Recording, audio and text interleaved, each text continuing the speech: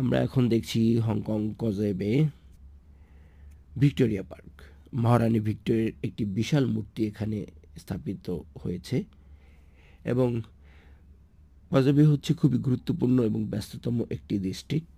তার ঠিক মধ্যে এমন একটি ব্যবস্থা নিঃসন্দেহে প্রশংসনীয় এবং এটা দর্শায় যে শহরটি খুবই প্ল্যানিং করে তৈরি করা হয়েছে।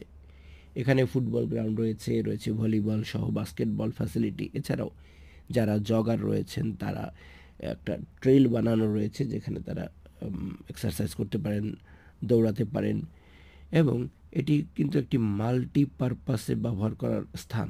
যেমন ধরুন বিভিন্ন উৎসব পার্বণে এখানে প্যান্ডেল বা স্থাপনা বানিয়ে বিজনেস সহ বিভিন্ন ধরনের ফেস্টিভ্যাল উদযাপন করা হয়ে থাকে। Hong Kong trade show, flower show বা চাইনিজ নিউ ইয়ারের যে শোগুলি এগুলি হয়ে থাকে এখানে।